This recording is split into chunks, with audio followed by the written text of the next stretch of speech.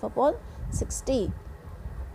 ठीक है, अब हमने देखा था कि क्लॉक जो होती है वो दो तरह की होती है, लेवल ट्रिगर्ड और एज ट्रिगर्ड। लेवल ट्रिगर्ड और एज ट्रिगर्ड में भी दो तरह से होता है, एक तो नेगेटिव एज पॉजिटिव एज, या फिर पॉजिटिव लेवल नेगेटिव लेवल।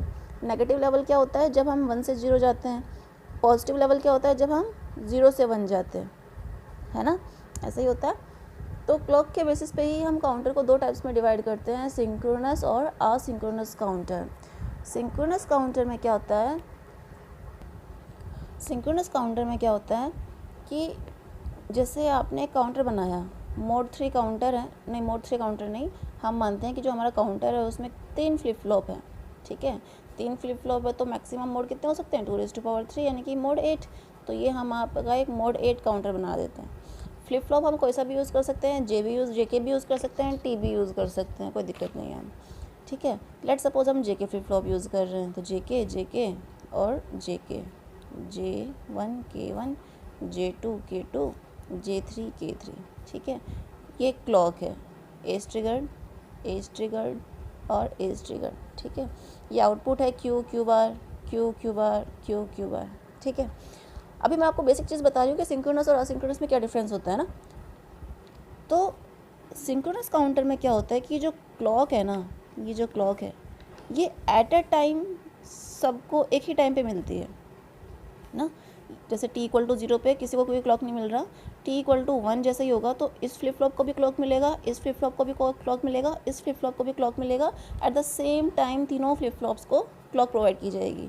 अगर ऐसा है तो उसको तो हम बोलते हैं सिंक्रोनस काउंटर। ठीक है, लेकिन अगर इस तरह से है, ये 3 फ्लिप फ्लॉप हैं, जेके ही है अभी भी, जेके, ये आउटपुट है क्यू और क्यू। ठीक है, और ये क्लॉक है। अगर इसको हमने क्लॉक दिया, ठीक है, और इसको जो क्लॉक है वो इसके आउटपुट से मिल रहा है, और इसको जो क्लॉक है वो इसके आउटपुट से मिल रहा है, यानी कि हमने क्लॉक सिर्फ एक ही फ्लिप फ्लॉप को दिया है, बाकी को क्लॉक जो इस फ्लिप फ्लॉप का आउटपुट है इसको में दे रहा है, और इस फ्लिप फ्लॉप का आउटपुट एज अ क्लॉक इसके पास जा रहा है, थर्ड वन के पास।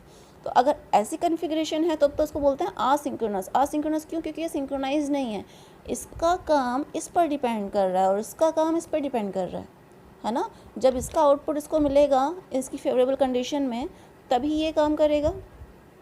ठीक है, जबकि इस केस में क्या था, तीनों एट अ टाइम सिंक्रोनाइज थे, जैसे ही क्लॉक आई तीनों एक्टिव हो गए।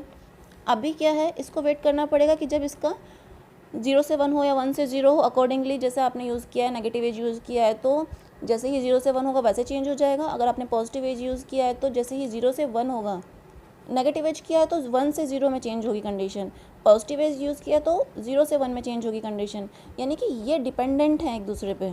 ठीक है, तो इसको तो बोलते हैं असिंक्रोनस काउंटर, इसको बोलते हैं सिंक्रोनस काउंटर।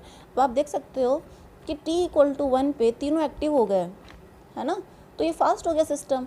जबकि इसमें क्या है, स्लोली काम होगा। जैसे t=0 पे तो कोई भी एक्टिव नहीं था, t=1 पे इसके पास क्लॉक गई, फिर t=2 पे हो सकता है कि ये इसको आउटपुट दे, इसकी फेवरेबल कंडीशन में हो तो ये वर्क करने लग जाए। फिर जब इसका आउटपुट इसके पास जाएगा तो ये चेक करेगा कि इसकी फेवरेबल कंडीशन में है कि नहीं है, फिर उसके बाद ये काम करेगा। तो इसको टाइम ज़्यादा लगता है ऑपरेट होने में। ठीक है, और इसी तरह से इसमें एक और चीज़ होती है कि क्योंकि इसमें टाइम लग रहा है ना, जैसे 0 है 0, फिर ये अपने आप को चेंज करेगा 0 से 1 पे। ठीक है, लेट सपोज आप कौन सा यूज़ कर रहे हो, आप यूज़ कर रहे हो नेगेटिव एज ट्रिगर्ड यूज़ कर रहे हो। नेगेटिव एज ट्रिगर्ड यानी कि जैसे ही 1 से 0 होगा वैसे ही वो अपने स्टेट में चेंज करेगा। ठीक है, तो ये जेके इस फ्लिप फ्लॉप का आउटपुट है। ठीक है, ये वाला ये है J1, ये J2 है, ये J3 है। ठीक है, अभी इसने आपको 0 से 1 किया तो इसमें चेंज नहीं हुआ, लेकिन जैसे ही अपने आपको 1 से 0 में चेंज करेगा तो इसमें भी चेंज हो जाएगा। अब ये 0 से 1 हुआ है ना, हमारा कौन सा है, नेगेटिव एज ट्रिगर्ड है, तो इसमें तो अभी भी चेंज नहीं हुआ। अब ये अपने आप को वापस चेंज करेगा 0 से 1 चेंज किया इसने, हाई हो गया। अब क्योंकि हाई हुआ है तो ये अपने आप को चेंज नहीं करेगा, तो ये भी अपने आप को चेंज नहीं करेगा। अब जैसे ही 1 से 0 होगा तो 1 से 0 में नेगेटिव हो गया, डाउन हो गया, तो ये अब अपने आप को चेंज कर देगा 1 से 0। अब आप इसमें देख सकते हो कि इसने भी अपने आप को 1 से 0 कर लिया, यानी कि इसका भी नेगेटिव फॉल हुआ है, तो अब ये इस कंडीशन में अपने आप को चेंज करेगा 1 0 0। अब आप कहोगे कि J1 ही चेंज क्यों होता जा रहा है 0 से 1, 1 से 0, क्योंकि इसको तो बाबा हम एक्सटर्नल क्लॉक अप्लाई कर रहे हैं ना। एक्सटर्नल क्लॉक तो हमेशा हम नेगेटिव एज ट्रिगर्ड ही अप्लाई करेंगे, क्योंकि हम तो वही चाहते हैं, नेगेटिव एज ट्रिगर्ड हमने क्लॉक सप्लाई इसको दी हुई है। तो इस फ्लिप फ्लॉप में तो हमेशा फेवरेबल कंडीशन रहेगी, लेकिन इस फ्लिप फ्लॉप का आउटपुट इस पर डिपेंड करेगा कि इसका जो आउटपुट आ रहा है वो 1 से 0 कब जा रहा है। जैसे ही 1 से 0 जाएगा तभी ये अपने आप को चेंज करेगा। तो इसमें आप देख सकते हो कि इसमें जो टाइम लगा है, इसको अपने आप में चेंज होने में कितना टाइम लग रहा है, 0 से 1, 1 से 0, 0 से 1, यानी कि ये हर क्लॉक पल्स में अपने आप को चेंज कर रहा है। लेकिन ये वाला जो फ्लिप फ्लॉप है सेकंड वाला, उसने अपने आप को कब चेंज किया, 0, 0, 1, 1, यानी कि हर 2 क्लॉक पल्स के बाद ये अपने आप को रिपीट कर रहा है। और तीसरा वाला जो है वो हर 4 क्लॉक पल्स के बाद अपने आप को रिपीट कर रहा है, ठीक है। जबकि इसमें ऐसा नहीं है, इसमें अगर एक क्लॉक गई है नेगेटिव एज ट्रिगर तो तीनों ही एक साथ काम करेंगे, ठीक है ना। यानी कि जो इसका प्रोपोगेशन टाइम डिले होता है वो टी क्लॉक पल्स के बराबर होता है या फिर उससे कम होना चाहिए। जबकि इसमें क्या है, जो इसका प्रोपोगेशन डिले होता है वो क्लॉक पल्स के इस कंडीशन में होना चाहिए, T is less than equal to N T P D F F, यानी कि जो फ्लिप फ्लॉप का प्रोपोगेशन डिले है उसको एन से मल्टीप्लाई करोगे, जहाँ पे एन क्या है, नंबर ऑफ फ्लिप फ्लॉप्स। इतना टाइम तो उसको लगता ही लगता है, ठीक है, ऑपरेट करने में। ये स्लोअर होता है, ये फास्टर होता है। तो अब हम डिफरेंस देख लेते हैं सिंक्रोनस काउंटर और आसिंक्रोनस काउंटर के बीच में, कि all flip flop are applied with same clock. जबकि सिंक्रोनस में क्या होता है कि एक क्लॉक पल्स तो हम फ्लिप फ्लॉप को दे देते हैं, बाकी फ्लिप फ्लॉप्स को क्लॉक पल्स दूसरे फ्लिप फ्लॉप के आउटपुट से मिलती है। In this different flip flop are applied with different clock pulse, ठीक है।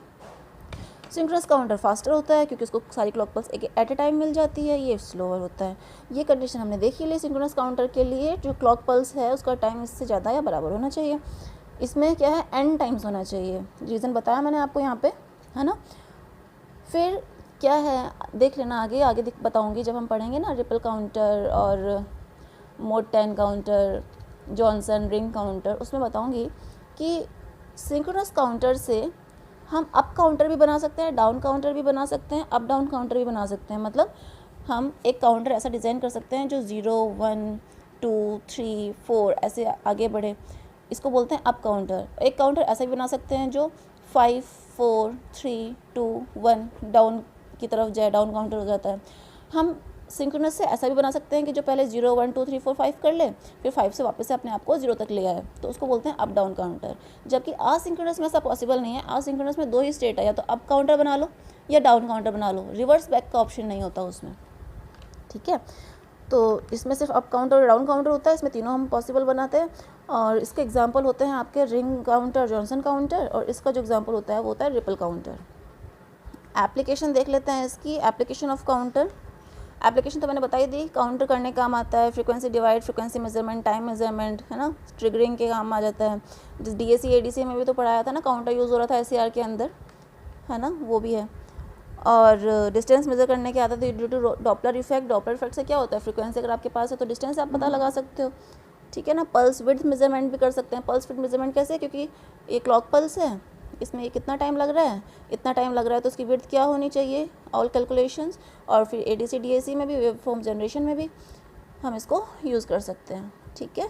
तो ये तो हो गया आपका काउंटर का बेसिक, काउंटर की एप्लीकेशन, सिंक्रोनस असिंक्रोनस काउंटर में डिफरेंस, ठीक है। अब आते हैं हम मेन टॉपिक पे, आसिंक्रोनस काउंटर और सिंक्रोनस काउंटर पे। सबसे पहले हम पढ़ेंगे रिपल काउंटर की फंक्शनिंग, उसके बाद हम पढ़ेंगे सिंक्रोनस यानी कि रिंग काउंटर और जॉनसन काउंटर की फंक्शनिंग, ठीक है।